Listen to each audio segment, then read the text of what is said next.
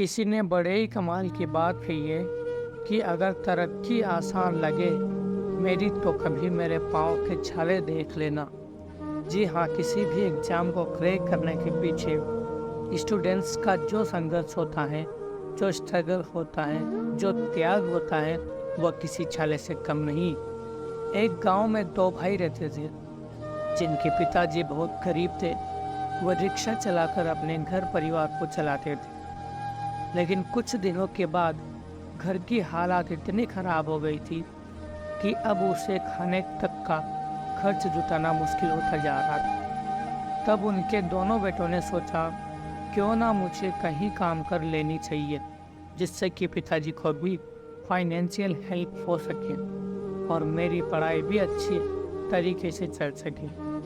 तब उनके दोनों बेटों ने किसी होटल में काम करना शुरू कर दिया और साथ ही साथ पढ़ाई भी कंटेनर। अच्छा दोस्त, कुछ दिनों के बाद छोटे भाई बड़े भाई से कहता है, छोटा भाई बड़े भाई से कहता है कि भैया मैं तो पढ़ाई में उतना अच्छा नहीं हूँ, लेकिन आप बहुत अच्छे हैं और मैं इस बात को अच्छी तरीके से जानता हूँ कि काम के साथ पढ़ाई करना बहुत मुश्किल होता है। भैया आप सिर्फ पढ़ाई कीजिए, मैं इस होटल में काम करके आपके पढ़ाई का सारा खर्चा उठा लूँगा और जब आप सफल हो जाएंगे तो सब कुछ अच्छा हो जाएगा। दोस्त, इतनी बात सुनकर बड़े भाई की आंखों में आंसू आ गए और जोर से कहा, पगले तू छोटा भाई होकर बड़े भाई का फर्ज क्यों नहीं निभा रहा है। तो छोटे भाई ने जवाब दिया है कि ऐसे कब तक काम चलेगा भैया, कब तक हम सब गरीबी से जूझते रहेंगे। भैया पिताजी का इस बढ़ता जा रहा है, पिताजी का उम्र बढ़ता जा रहा है, वो कब तक काम करेंगे, मुझे अब ये देखा नहीं जाता। भैया पढ़ाई में बहुत अच्छे हैं, मुझे विश्वास है, भरोसा है कि आप ज़रूर एक दिन कामयाब हो जाएंगे।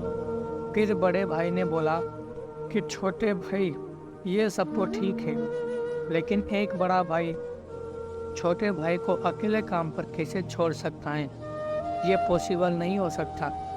यार दोस्त, एक दिन की बात है जब इनके पिताजी को घरकुल योजना मिली और जब उस योजना का लाभ उठाने के लिए इनके पिताजी चेक लेने के लिए गए तो पता है उस समय उस विकट परिस्थिति में भी उनके पिताजी से 3000 का रिश्वत मांगा और ऐसे हालात में भी उन्हें 3000 देना पड़ा, क्योंकि उस समय इनके पास और कोई ऑप्शन भी नहीं था। 3000 कम कितना मेहनत, कितना खून पसीना बहाना पड़ता है, यह उनके बेटे अच्छी तरह से समझ रहे थे और यही से उनके बेटे के अंदर एक आग पैदा हुआ।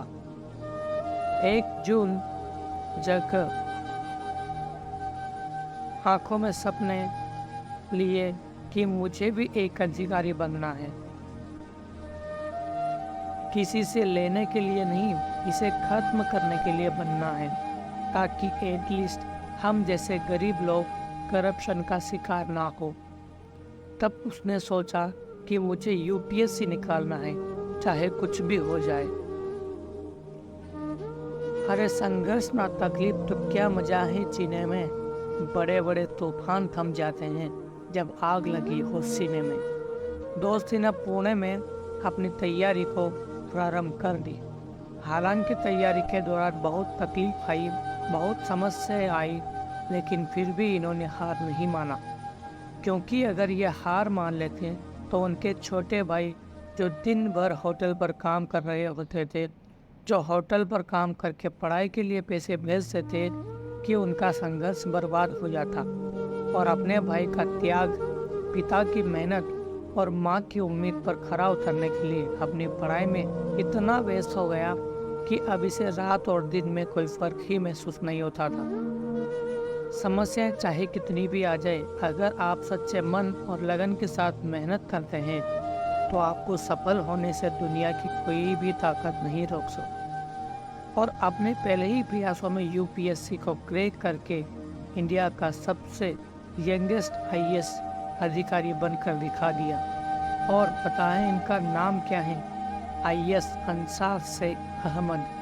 हमें गर्व है इसे भी ऐसे योद्धा पर जिन्होंने ये साबित करके दिखाया कि इंसान अगर हिम्मत न हारे तो कोई भी काम मुश्किल नहीं।